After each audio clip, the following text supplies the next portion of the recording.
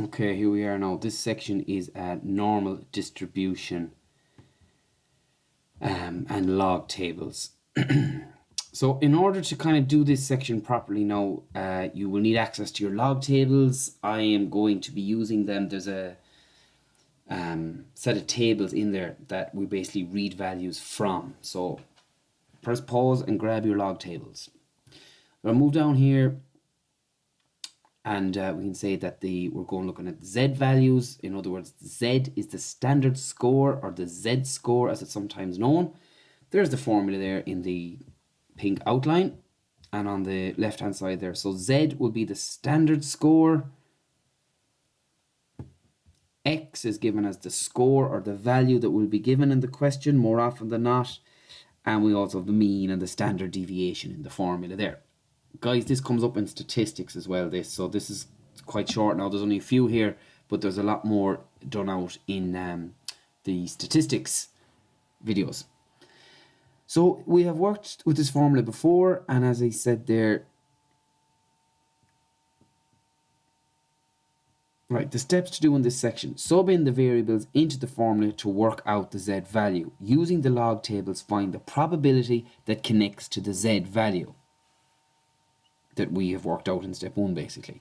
And the last part then, if asked to find the value of X, we will work out Z as in step 1 and step 2, and then sub our new value for Z, in this case we're going to rename it as Z1, into the original formula. Okay? So example 1, using the log tables. Using the log tables. Find, and there's various examples, there's 5 of them done here. So the first one, this is the way that they are expressed in the log tables. And if I cut away all that highlight and just highlight 1, the sign is going that way. Now as you hop down, for example, to example 3, you can see the sign is going the opposite direction and things like that. We will work with the log tables the ordinary way, so long as what is in the brackets is written like that. That's the standard way. If it isn't, you'll see that we need to change it. Okay, so we basically go for the Z value in the log tables of 2.04, and that turns up there with an answer 0.9793. That's taken from the table in the log tables. Now, no calculations involved here.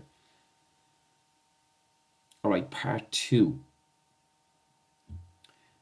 Now we've got a number in here, we've got a minus number in here. So what do? We can basically say that the whole thing is 1 minus this, and you'll notice what's in the brackets now is the exact same, but the minus number is gone. Okay, go to our log tables and find, using the Z value of 2.13, find the probability, and we get this 0.9834. 0.9834. And obviously it's 1, take that. Okay, bear in mind now these are the probabilities. So question 3 then, as I mentioned a while ago, the sign is the other way around. And how we rectify that, again, you apply the 1 minus to it. So look at what's in the brackets.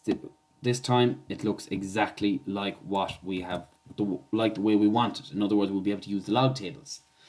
So again, on the log tables, just looking up 1.25, we get our answer there, 0.8944.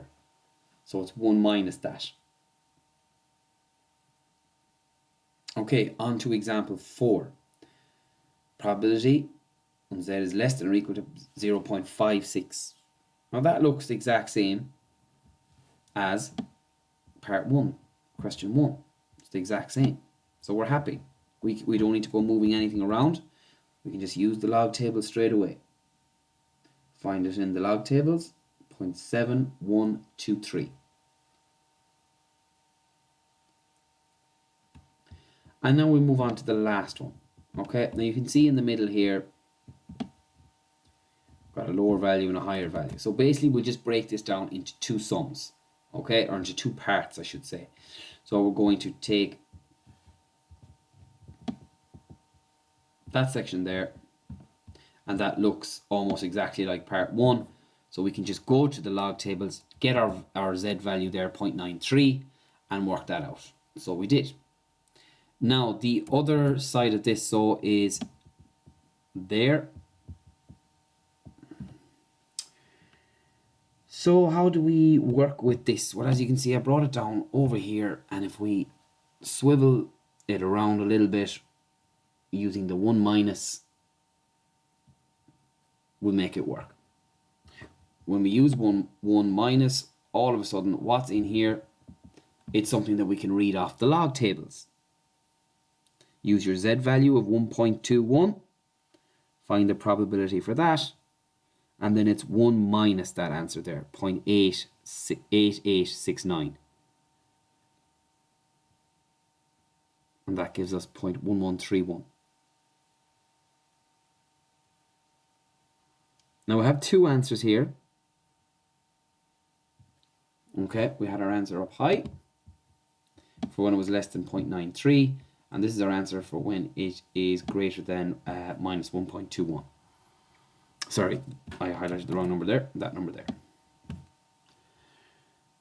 Okay, so just to work out the actual probability, so we're going to take them away. Okay, and as you can see there, that's the final part of the sum there. Okay, now as said guys, this is the only example I'm doing of this section. Not really a lot of calculations involved there. It's an unusual part of the course. It's just a case of using the log tables, finding the tables there and working from the tables so as to find the number within the tables. Okay,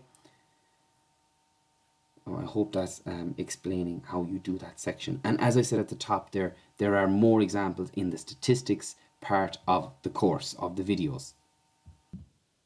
So I just checked it there. It's under the Z scores, and then there's another video of central limit theorem. That's on the statistics section, and they deal with what we're just looking at there on the screen right there, the example 1, and also dealing with this formula as well. Okay.